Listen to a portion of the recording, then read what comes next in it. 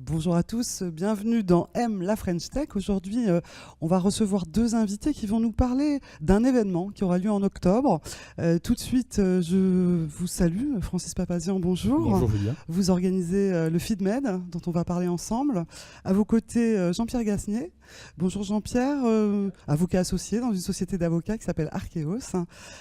Tout de suite, Francis Papazian, ce FeedMed, c'est la 5e édition, plus exactement Financial Day, Innovation Day in Méditerranée. Financial Innovation Day Méditerranée, absolument. FeedMed, ça sera plus simple. Oui, ce sera plus simple. Le 17 octobre, rendez-vous au pôle média de la Belle de Mai.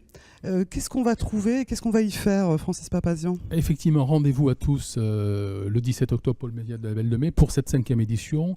En quelque sorte, le Financial Innovation Day, le FeedMed, c'est la journée dédiée au financement de l'innovation dans le cadre des French Tech Weeks, dont vous savez qu'elle démarre ce soir avec le grand opening au J1. Donc, dans cette journée, nous donnons la parole à des acteurs du financement et nous donnons la parole à des startups qui viennent chercher du financement de haut bilan, évidemment. La journée est articulée autour de 3 grands axes, si vous m'autorisez à les passer en revue.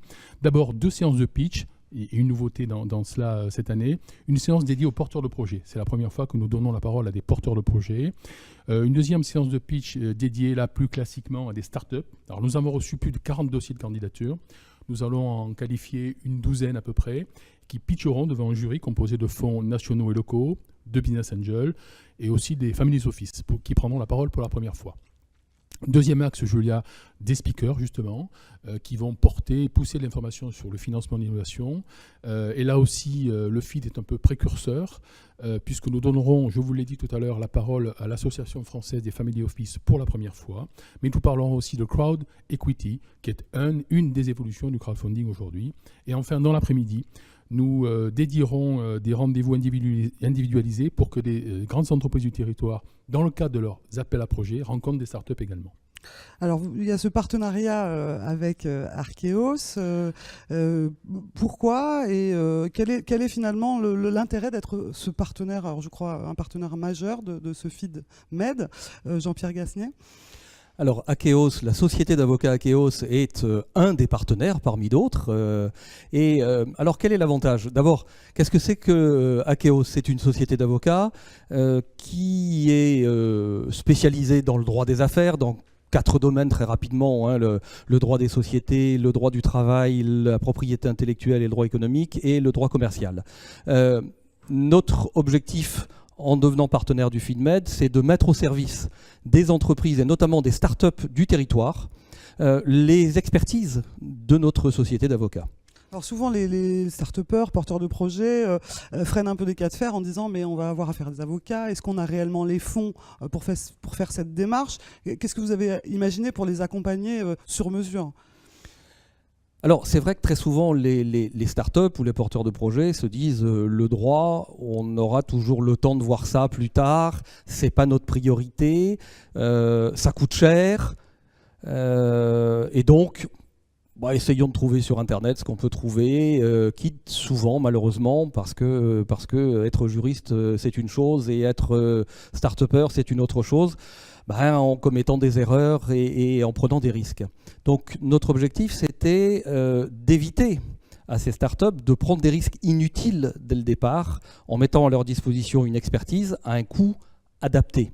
Donc nous avons mis en place un programme qui s'appelle Arkeos Lab et qui permet aux entreprises innovantes et surtout aux jeunes entreprises, aux startups, de venir nous voir et de bénéficier d'un prix abordable pour une start-up en bénéficiant donc tout en accédant à cette expertise qui est nécessaire.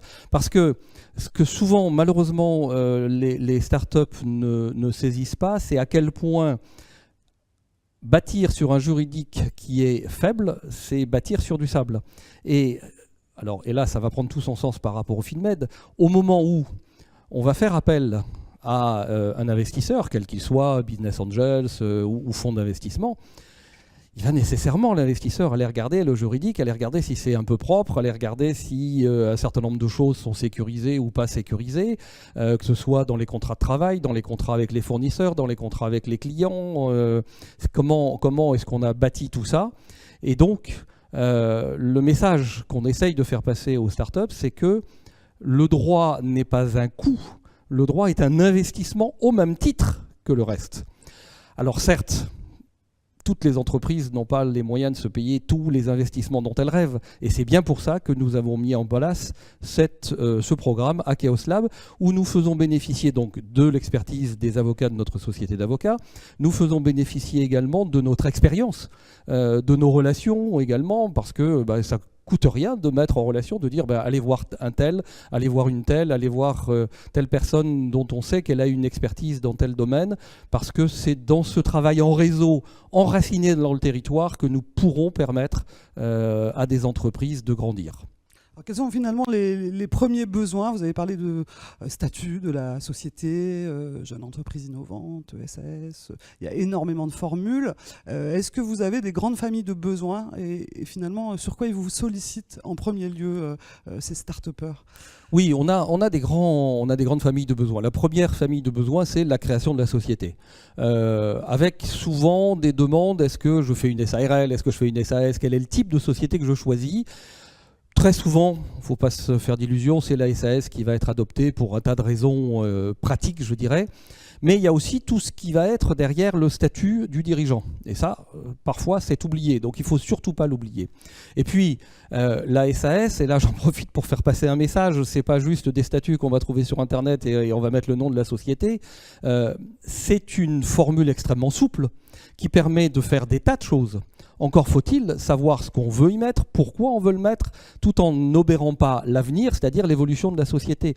Donc c'est là que notre métier et notre expertise, ça n'est pas seulement de la rédaction de statuts. J'allais dire, pour faire de la rédaction, c'est pas très compliqué. En revanche, notre intervention se fait sur le conseil. Et notamment sur du conseil stratégique. Par exemple, faut-il, alors la deuxième série, c'est tout ce qui est propriété intellectuelle. Faut-il faire apport des droits de propriété intellectuelle? Mais qui peut faire apport? Dans quelles conditions? À quel prix? Donc ça va déboucher sur des questions d'évaluation, bien évidemment. Et là, on va travailler avec des gens qui savent faire de l'évaluation. Ce sont aussi des questions à un moment donné, il va falloir passer des accords avec des fournisseurs, voire entrer dans des accords de consortium pour développer les produits. Il va falloir, à un stade un peu plus avancé, commencer à vendre. Donc il y a des conditions générales de vente, des contrats. C'est tout ça, c'est toute cette palette-là, et donc toute notre expertise que nous mettons à disposition des entreprises. Auxquels ils pourront accéder à travers ce programme Tout à fait. Akeos, si je peux me permettre. Oui, pardon. Francis Papazian, vous attendez combien de personnes? Est-ce que finalement c'est relativement qualifié? Parce que c'est vrai que des manifestations autour de l'innovation, on en a plein. Et c'est vrai que le start-upper, son temps est précieux. Donc quelle a été la méthode et finalement, qui vont-ils rencontrer? Alors oui, c'est un événement qualifié, B2B, comme il est coutume de le dire. Et puis je suis très heureux aussi de voir que ce sont les partenaires du FID qui en parlent le mieux. Bravo Jean-Pierre, parce que c'était parfait. Je n'aurais pas fait mieux, loin de là. Oui, nous attendons entre 400 et 500 personnes dans la journée qui vont venir c'est visiter. 9h30, 17h au pôle média de la Belle de Mai. Le 17 octobre au pôle média Belle de Mai, donc c'est vraiment qualifié. Les startups ont l'assurance de rencontrer des chefs d'entreprise, des financeurs, des banquiers traditionnels, mais aussi des banquiers de haut bilan. Voilà, c'est l'écosystème du financement de l'innovation qui sera là. Donc n'hésitez pas à vous inscrire sur notre plateforme que vous trouverez sur le www.fid-med.com. fid-med.com. N'hésitez pas à vous y inscrire. L'inscription est libre, mais il faut s'y inscrire.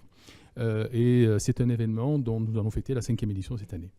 Alors peut-être pour conclure et pour faire une sorte de teaser, Francis Papazian, vous avez parlé à l'instant de Crowd Equity, de l'association française Family Office.